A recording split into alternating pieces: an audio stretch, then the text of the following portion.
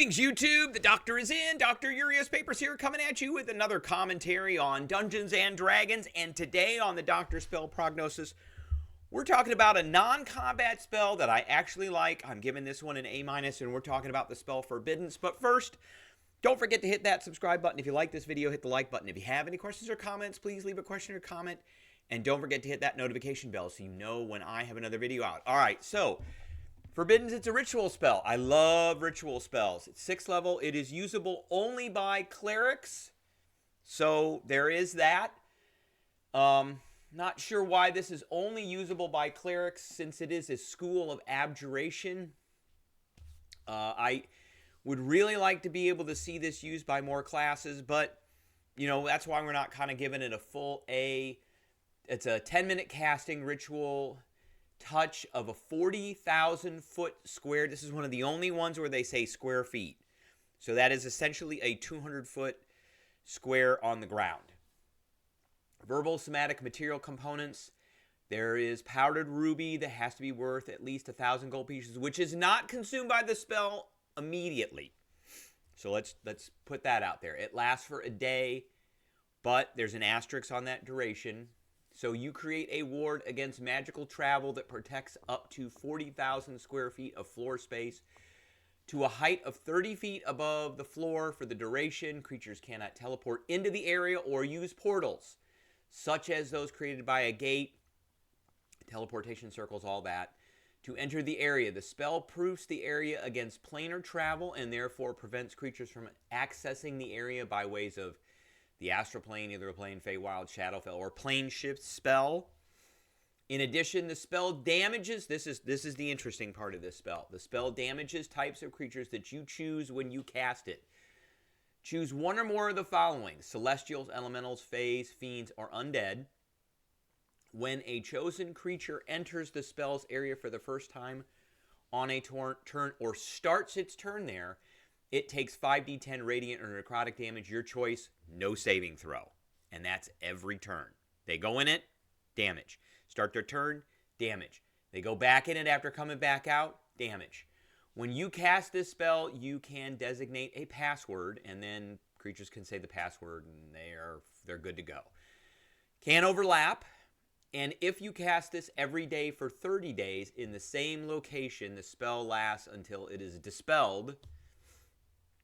So it's not necessarily permanent, but it is there until someone tries to dispel it. And the material components at that point are consumed. So I personally, for players, this would be like, I'm going to protect my stronghold type of spell. Now, cleric, this is only usable by clerics, but bards can get this at 14th level through Bard Secrets.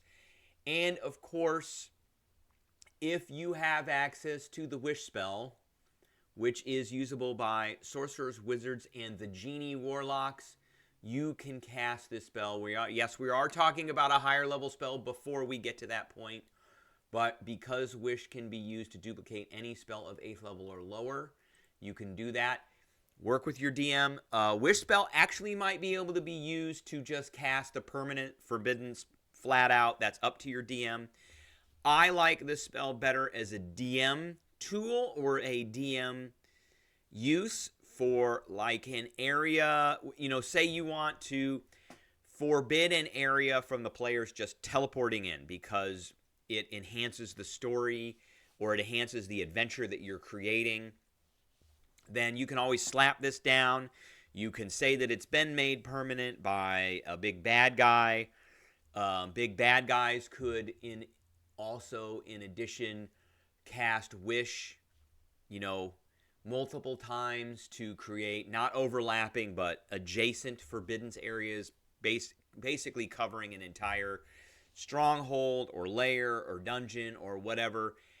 And in addition, you could slap down that celestials, for instance, take 5d10 necrotic damage whenever they enter, stopping the players from casting those pesky summon celestial type of spells, because I've got some of those, or elementals, you know, or, you know, if you put this down as Fey, then there are certain character races that are going to start taking damage from this because they are classified as Fey.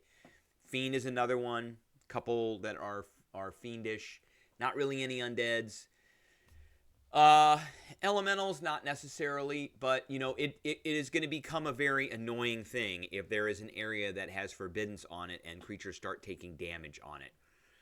In the past, I believe that this spell just stopped teleportation from coming in, but this one does the damage angle as well. You can't overlap them, but you can put them next to each other, so you can cover whole areas with this.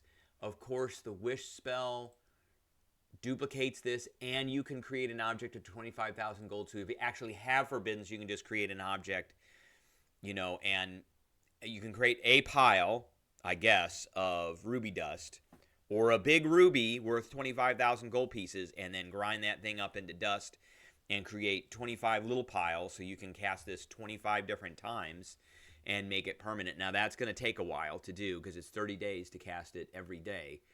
But again, you're going to have fun with this spell, and you can create some complexes where players are going to have trouble getting into places. If they try to teleport in this, it's probably going to fail. It won't work.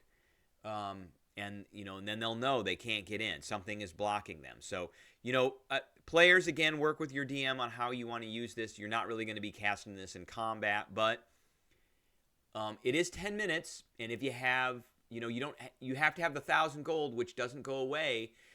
And if you're getting in combat, and you're getting in combat with, say, like a fiend, then this could be a near combat spell. You have the spell, you cast it on an area where you're going to have a combat, you're going to ambush something, and say it's a fiend or undead, and then you plant this down and you go to town, and they start taking damage, and you can be pushing things. Remember, this is an area of effect that it's got one of my favorite mechanics. If it's for the first time on a turn, so every time you push it in on a turn, it starts taking that damage if it fits one of those types of creatures. So, all right, that's what I got for everybody today. I appreciate everybody tuning in, and I will catch everybody later.